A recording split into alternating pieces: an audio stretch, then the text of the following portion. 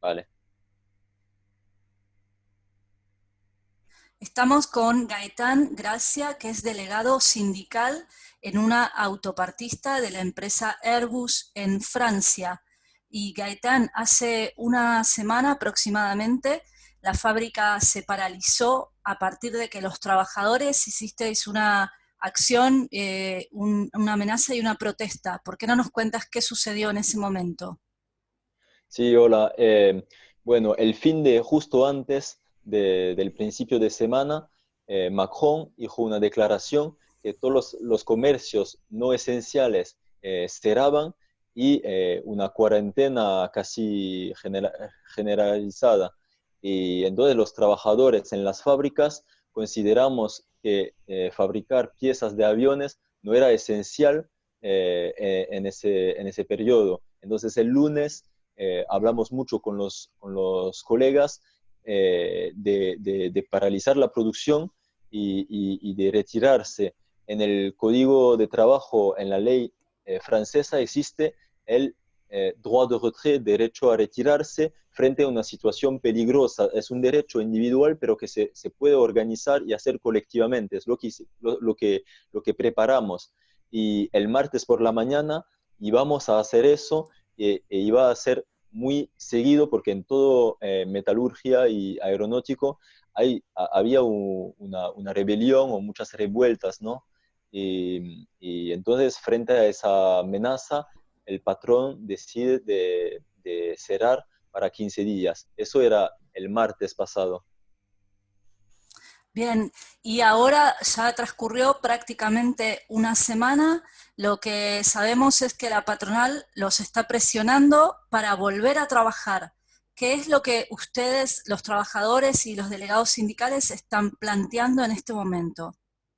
Sí, primero hay que ver que hay una situación, la patronal, sobre todo en aeronáutico, intenta hacer retomar el trabajo de forma brutal. Airbus dirige ese proceso de retomar el trabajo, Airbus ya ha reabierto. Y toda la subcontratista, Airbus escribe a la subcontratista para hacer retomar el trabajo de forma brutal. Por ejemplo, mi patrón nos convocó a una reunión de comité de empresa hoy para hacer retomar el trabajo esa semana misma, incluso sin respetar los 15 días que habían decidido antes, porque tienen miedo de Airbus sobre todo. Y entonces nosotros hemos dicho que tendrían que tener miedo de nosotros sobre todo. Y entonces, a partir de esa posición defensiva, de defenderse, defender nuestra salud y la de nuestra familia, y entonces de no poder ir a trabajar en esas condiciones, ni hemos pasado el pico de la epidemia. Entonces, a partir de esta posición de defenderse nosotros mismos, planteamos demandas más ofensivas que te voy a decir, más o menos eran cuatro condiciones sin las que no vamos a trabajar para nada y no son negociables. Las cuatro condiciones eran, primero, que no vamos a trabajar, no, que exigimos a Airbus y a todo el patronal aeronáutico que den las máscaras al personal, a los trabajadores de la salud. ¿Por qué? Porque en Francia hay un escándalo y faltan muchas máscaras para el personal de los trabajadores de la salud. Pero en el mismo momento, Airbus ha conseguido 20.000 máscaras y tiene más en stock y la subcontratista también tiene muchas. Entonces nosotros exigimos que primero Airbus y la subcontratista mandan todas las máscaras a los trabajadores de la salud, que es más la prioridad, y no es la prioridad de fabricar ribetes, ¿no? Ahora. Entonces, eso, primera condición. La segunda es que no vemos por qué ahora hay que fabricar ribetes y piezas de avión para vender aviones a compañías que de todas formas no hacen el vuelo de los aviones o si no, los aviones vuelan sin nadie dentro del avión.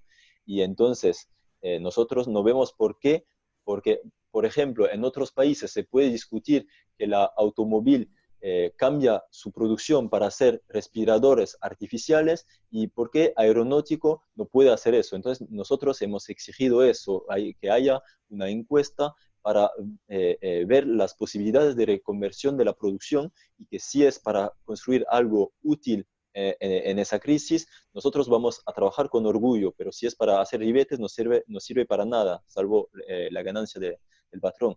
Y bueno, después, dos otras condiciones que fueron,